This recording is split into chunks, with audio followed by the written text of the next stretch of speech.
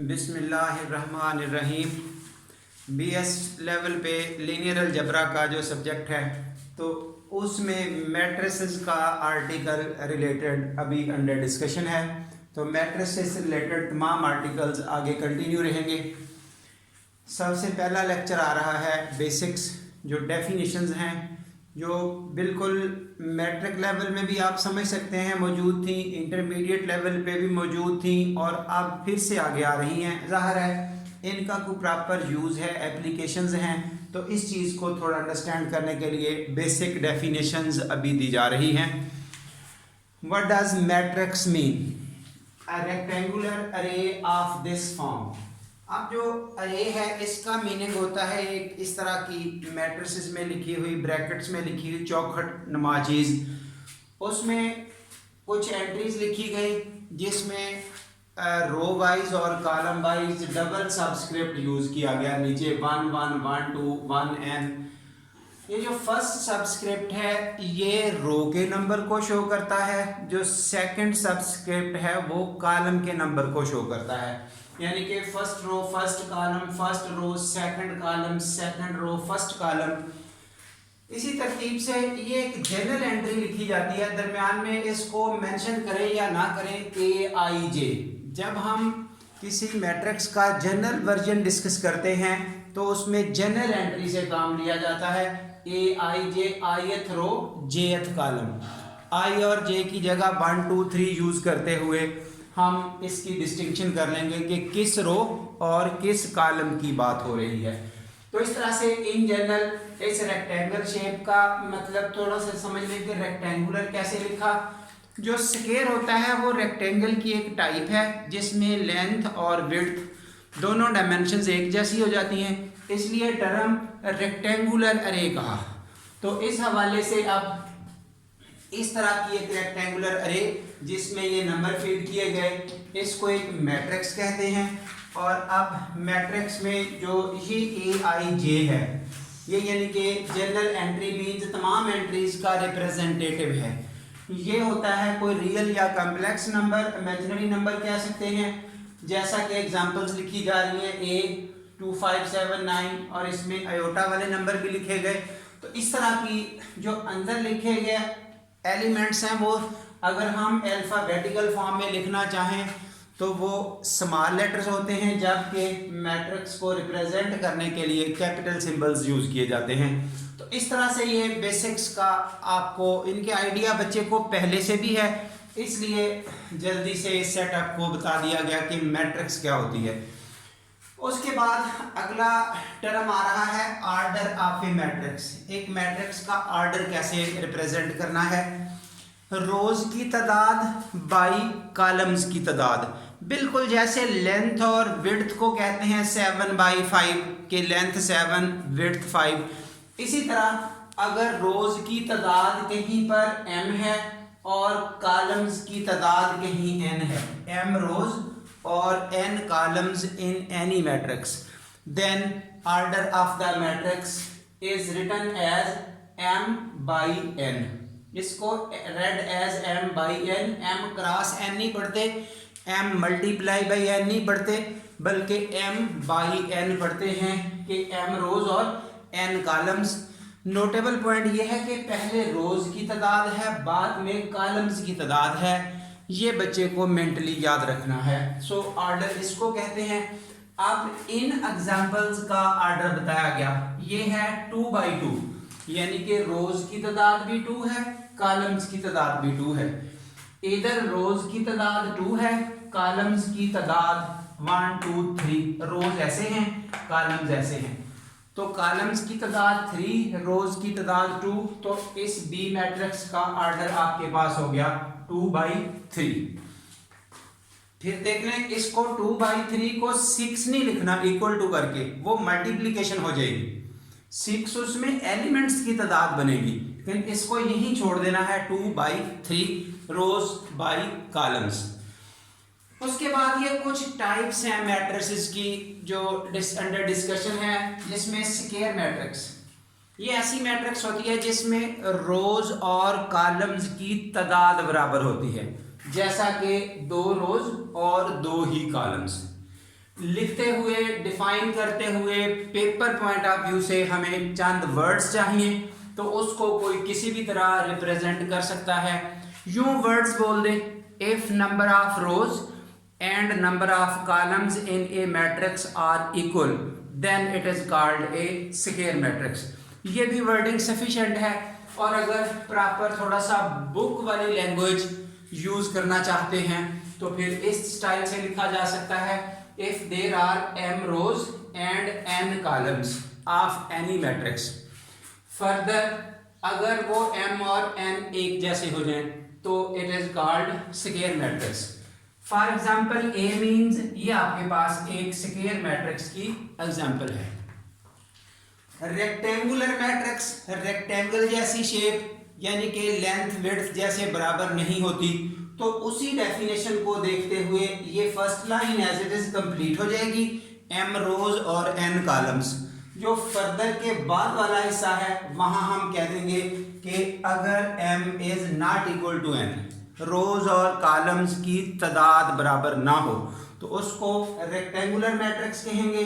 For example ये है। उसके बाद एक टर्म आती है रो मैट्रिक्स। इस रो मैट्रिक्स का दूसरा नाम होता है रो वेक्टर। एक लाइन में लिखा जाता है वेक्टर की शेप में। अगर किसी मैट्रिक्स में सिंगल रो हो, एक ही रो हो, यही वर्ड्स हैं, if there is only one row in a matrix then it is called a row matrix. इसको लिखते हुए हम यूं भी कह सकते हैं 1/n, ऐसे कि एक रो है, कॉलम्स जितने मर्जी हों। जैसा कि ये पोजीशन है, एक रो, कॉलम्स यहां 3, ये 1/3 है ऑर्डर। लेकिन कॉलम्स पर तो कोई कंडीशन ही नहीं है, जस्ट रो एक होनी चाहिए। सिमिलरली आपके पास एक अदर टाइप इसी तरह की है, इसको कॉलम मैट्रिक्स या कॉलम वेक्टर कहते हैं। तो सिमिलर वर्डिंग है, अगर एक ही कॉलम हो किसी मैट्रिक्स में, सिंगल कॉलम वाला मैट्रिक्स कॉलम मैट्रिक्स होता है या कॉलम वेक्टर होता है, यही टर्मिनोलॉजी है। और इसको लिखते हुए ये इसकी एग्जांपल हो गई, यानी कि यूं हम कह सकते हैं अब रोज की तादाद कुछ भी होगी, कॉलम्स की तादाद एक होगी। ये देखिए ऐसे भी वर्ड्स लिखे होते हैं, ए मैट्रिक्स विद ऑर्डर m/1, यानी कि रोज पर कंडीशन नहीं है, कॉलम्स पर कंडीशन है सिंगल कॉलम। तो इस तरह से इस लैंग्वेज में भी लिखा जा सकता है, या फिर जैसे सिंपलेस्ट फॉर्म के वर्ड्स हैं, if there is only one column. जैसे भी बच्चे को अंडरस्टैंडिंग आ सके वो उस तरह से बात कर सकता है। डिफरेंट एस्पेक्ट्स इसलिए बताए जा रहे हैं कि हमें MCQ वगैरह में मुख्तलिफ वर्जन सामने आते हैं, तो उस वक्त कम से कम नॉलेज हर तरह का आपके पास हो। हाँ जी, उसके बाद एक टर्म आ रही है ये नल मैट्रिक्स। ऐसी मैट्रिक्स जिसकी तमाम एंट्रीज जीरो हों। वर्ड्स आपके सामने हैं, जीरोज वाली एंट्रीज सब की सब जीरोज हों, उसको नल मैट्रिक्स कहते हैं। नल मैट्रिक्स को जनरली O से डिनोट करते हैं, और इसके साथ ये ऑर्डर मेंशन इसलिए करते हैं, जैसे O1 2 लिखा गया, इससे पता चल रहा है कि मैट्रिक्स में तमाम एलिमेंट्स जीरो होंगे, ये कंफर्म है, O से पता चल गया। ये 1/2 का मतलब उसका ऑर्डर है, उसमें एक रो होगी, 2 कॉलम होंगे, लाइक दिस। ये जिस वक्त O2 लिखते हैं तो लिखते हुए इसको 2/2 भी लिख सकते हैं, लेकिन जब अकेला O2 लिखा जाए तो इट मीन्स 2 रोज 2 कॉलम्स, वो अंडरस्टूड हो जाएगा स्क्वायर मैट्रिक्स। यानी कि 2x2 लिखने की बजाय हम सिर्फ ऐसे लिख दें तो it is same, O2 means 2/2 understood होगा, 2 रोज 2 कॉलम्स और सारी एंट्रीज जीरोज। ये एक नोट करने वाला पॉइंट है, अगर हम मैट्रिक्स को ऐसे लिखते हैं, एक सिंगल वर्ड लिखा, सिंगल एलिमेंट लिखा, उसको हम यूं मैट्रिसेस में मैट्रिसेस के सिंबल के साथ क्लोज करते हैं, तो क्या ये मैट्रिक्स है? Answer is yes. यानी कि यूं स्क्वायर ब्रैकेट्स में लिखी गई एंट्रीज एक मैट्रिक्स को शो करती हैं।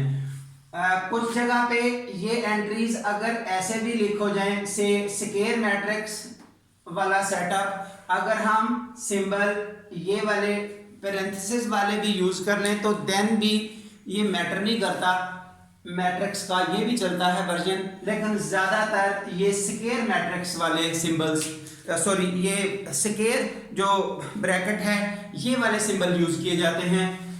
हाँ जी, उसके बाद अगर हम जस्ट 7 लिखें तो उसमें क्या ये मैट्रिक्स है? Answer is yes matrix.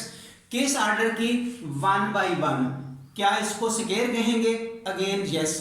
क्या इसको रो मैट्रिक्स कहेंगे? हाँ जी, एक ही रो है। क्या इसको कॉलम मैट्रिक्स कहेंगे? यस, एक ही कॉलम है। यानी कि ये रो मैट्रिक्स की एग्जांपल भी है, कॉलम मैट्रिक्स की एग्जांपल भी है, स्क्वायर मैट्रिक्स की एग्जांपल भी है। अब एग्जांपल कोट करते हुए हमें डिफरेंशिएट करके चलना होगा। तो इसी तरह से आगे ये आ रही है एक आइडेंटिटी मैट्रिक्स।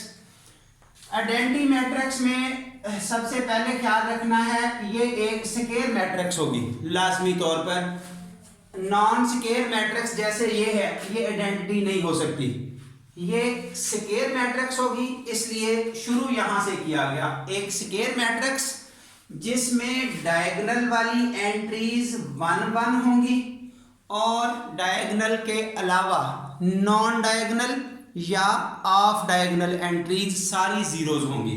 तो ऐसी मैट्रिक्स को आइडेंटिटी मैट्रिक्स कहेंगे। आगे आ रहा है 7 ऑर्डर, जैसे ये सिंगल मैट्रिक्स है 1 by 1 की, तो उसमें डायगोनल ही एलिमेंट है, ये 1 by 1 की आइडेंटिटी हो गई। ये सेकंड I2 लिखा तो इसमें ये देखिए डायगोनल हो गया 1 1, नॉन डायगोनल हो गए जीरोज, ये 2 by 2 की आइडेंटिटी। ये डायगोनल हो गए 1 1 1, अदर एलिमेंट हो गए 0 0 0, तमाम जीरोज नॉन डायगोनल, तो ये हो गई I3। इसी तरह I4, ये देखें तमाम डायगोनल एलिमेंट्स 1s और बाकी सारे जीरोज। I4, ये देखिए I4 by 4।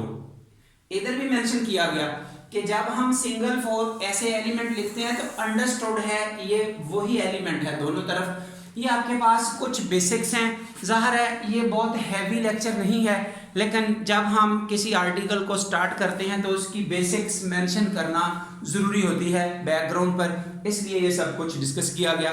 बाकी जिस बच्चे को कोई अंडरस्टैंडिंग नहीं है तो वो इस लेक्चर को ज़ाहिर है अंडरस्टैंडिंग में ला सकता है। तो यहाँ तक का काम मैट्रिक्स की बेसिक्स के हवाले से। Thank you very much.